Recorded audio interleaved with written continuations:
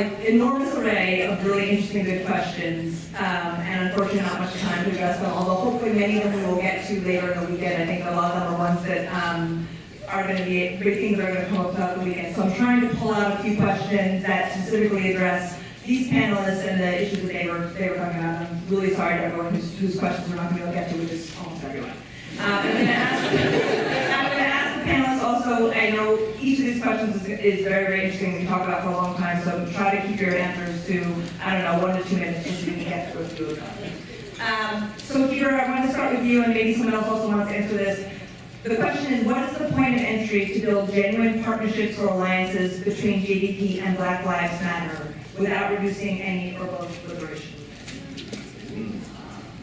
Great question. I think one of the ways that I've found the entry point is through what I call the sacred act of deep listening and learning.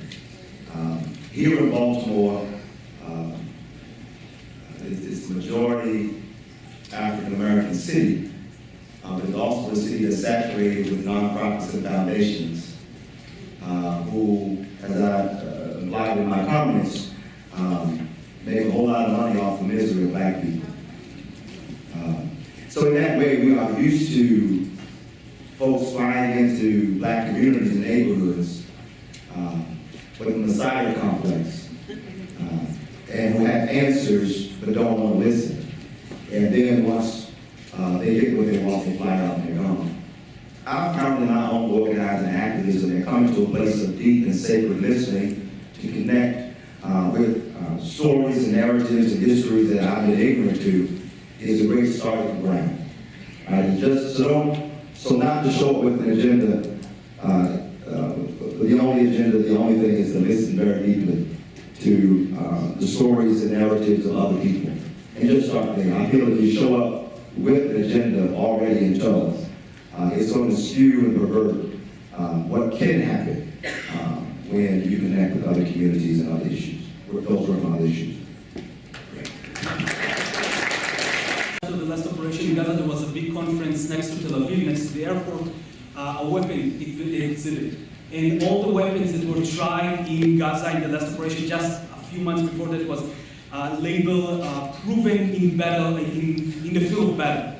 In this conference, there were tons of officials, American officials. These American officials moved from the defense minister office into the government and into your police, your local police, local city police that come in and checking the weapons that were just tried on Palestinians in Gaza, successfully tried, and then being sold just 3 months afterwards without any shame into police stations around the US to counter terrorism, but also to counter civil protesters, because we are, of course, great in countering that. One of the main officers, I'm just going to say one sentence, one of the main officers in the last operation that commanded the operation in Huza, in Khan Yunis, in Rafah, among others, was Ofer Winter, a very famous and respectable officer in Israel, the head of the Givati Brigade in Israel. Ofer Winter, except for being a very good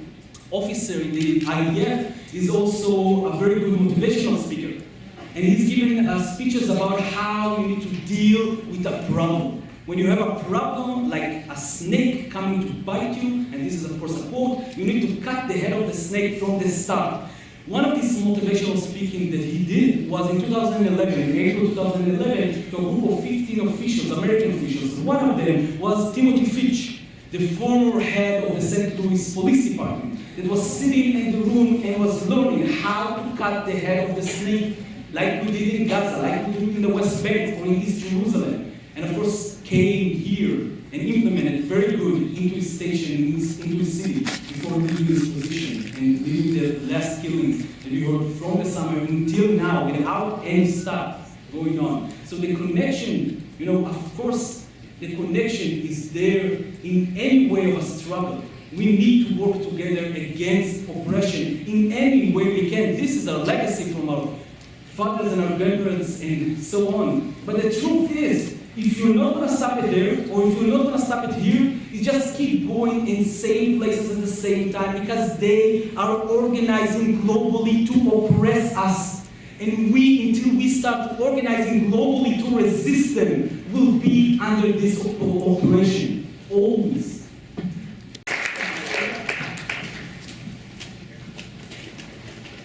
I think the Reverend was absolutely spot on. Listen carefully and listen, active listening, and don't come with an agenda. Don't try to be the hero. Don't try to take ownership and teach people what they need to do about their own cause. You're there to support them, not to lead them, not to tell them what to do. Because if you start telling them what to do, you're no better than their oppressor.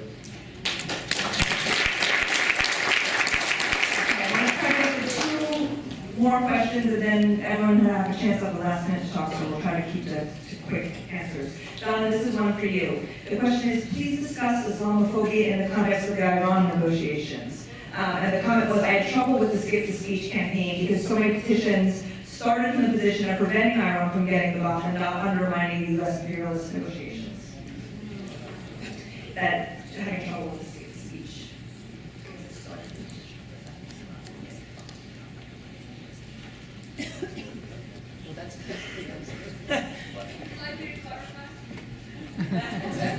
Yeah, I'm actually not sure that, that I would be the best person to answer that question, but there is going to be a workshop on Islamophobia on Sunday with Dina Ahmed and Ellie Bolton, and I actually think that will be a place to be able to discuss that more in depth. I don't think my answer would be a thoughtful enough answer.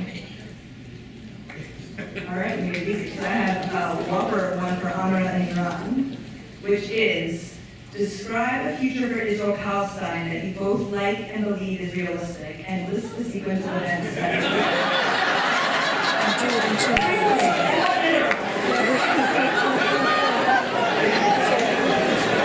describe a future for Israel-Palestine that you both like and believe is realistic, and the sequence of events that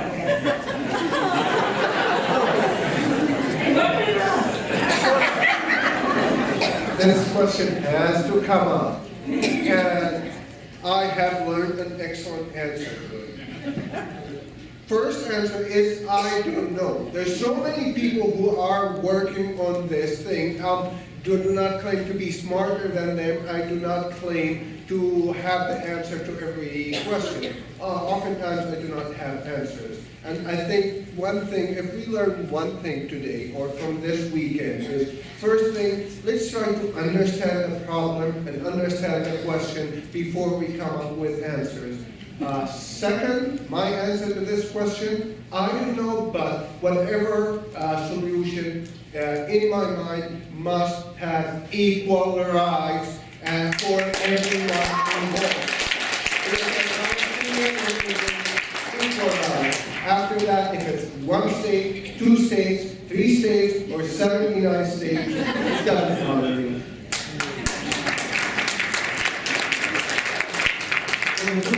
For me, it's really easy because reality has changed in the last decade and a half to meet my ideal situation one for one. It is very simple.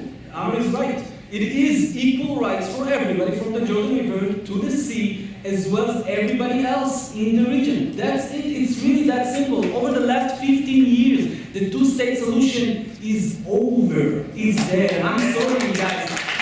If there's someone in the crowd that's still waiting for something, it's not going to happen. If you're going down on the ground right now, tomorrow, to Palestine, to Israel, you will understand there's only one piece of land. Everybody is living everywhere. Only there's 2 different kind of human beings. They're human beings with rights, with civil rights, with human rights on the ground, no matter where they live. And there's human beings under an apartheid military regime. Until that will stop, nothing else will matter. And it's very realistic. It's not only realistic, it's very, very close. And weekends like this even make it closer. You know, my grandpa was born in Jerusalem. I'm a 7th generation Jerusalemite. And my grandpa was born in Jerusalem into a situation where he saw himself as a Palestinian Jew. He lived with Palestinian, he breastfed from Palestinian women, he knew Arabic before he knew Hebrew. And he fought with Palestinian against the British colonial forces on the ground. It already happened. And it's going to happen again, and it's going to happen soon, and you better get used to it.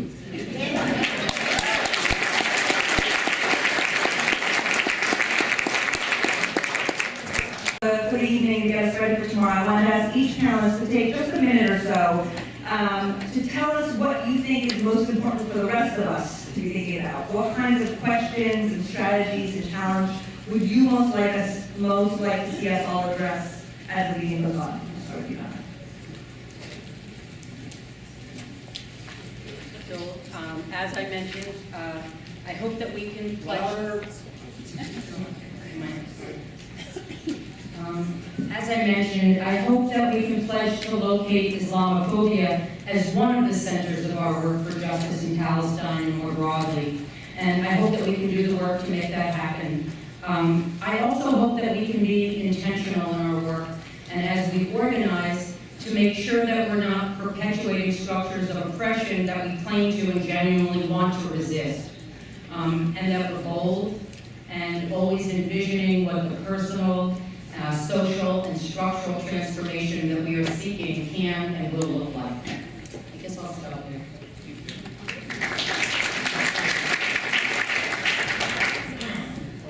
Big question. So I guess what I will say, I will repeat what I just said because I think it's important, which is understand the problem before you move to coming up with answers and solutions. One thing was excellently learned in grad school. I was studying development, and I realized there's a development industrial complex. Colonial movement where we go to developing countries and tell people how to fix their problems. Someone lived in Guatemala or in India for 3 weeks is going to Guatemala or India to tell Guatemalans or Indians how to solve these problems. They're doing well, and that relates to, and we are the good, we are the liberals. So, no, let people who have the problems take ownership, be there to support them, listen to what their needs are, and try to support them, do not tell them what to do. Make sure you understand that before you do anything else. And I tell this to you, but I tell that to myself too. It's a very useful reminder for myself. And one last thing to do is, I know I might offend a lot of people here, myself included in some we activist crowds, we like to pat ourselves on the back, say, oh, we did a great job, okay, we're gonna take off and just, okay, we've done a great job tonight or this week, and work is done. Well, work is never done. Keep this in mind. Do not burn out, take rest, but work is never done. Keep that in mind. We're in it to win it, and we may not win it in our lifetime, but we have to keep going.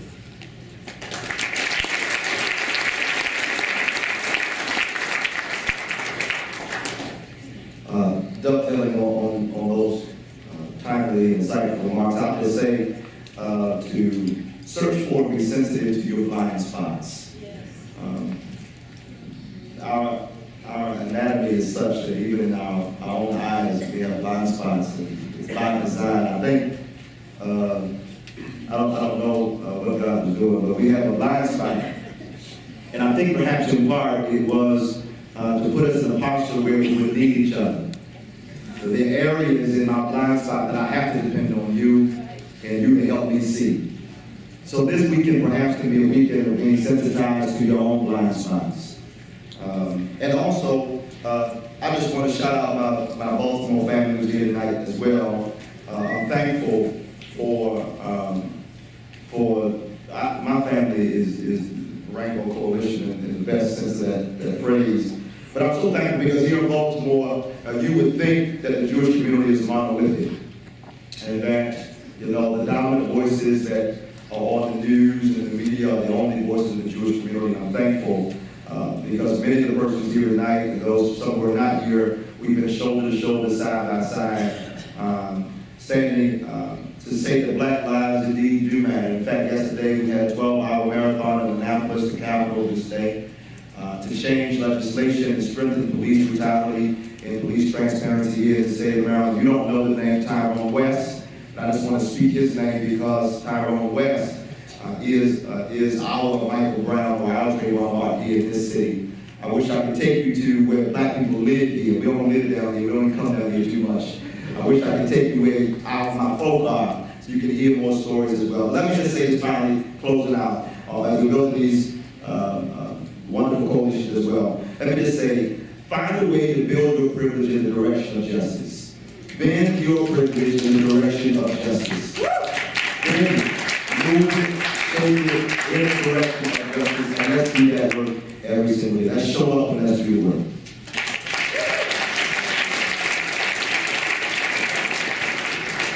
Well, I'm going to start with a shameful promotion. Tomorrow morning, I'm sitting in another panel about realities on the ground, and we're going to talk a lot about what led up to the operation, what's going on in Israel and Palestine. Until today, in links, not like today, it was so short. And the key point that I'm going to give you a spoiler about tomorrow, for me, is follow the money. A lot of money, here and there. Always keep it in mind. It's above politics, it's above land or commodity, it's money, and a lot of it. I just came back from Geneva a couple of months ago. I'm working with the UN coalition group to inquire of what happened in Gaza last summer. Working with them, working with the International Court of Justice in The Hague, about bringing Israel to trial next summer. The situation is not very good. I just came back and I'm quite disappointed because except for Israel, the United States' shadow is there in a big way with a big, large veto all over it saying nothing will come out from the report, nothing will come out from the trial. Understand your power. Understand how wise you are. The people in this room, I can honestly say, tons of my favorite people in the world are sitting right now in this room. People so smart as activists from Israel and Palestine and the states here in this room around you. Talk, share some knowledge, help each other learn, because it's so important. You are so powerful. We are together so powerful. When we sit home in Jerusalem or in Gaza or the West Bank, we are thinking about you. We are waiting for you. In our media, there's people talking about these kind of conferences in a very scary anti-Semitic way, but they're talking about these conferences. You got power. Don't be afraid to understand it and use it and rise up together, because we can do it together. So enjoy the weekend. Thank you so much for our amazing panel. Thank you so much, all these.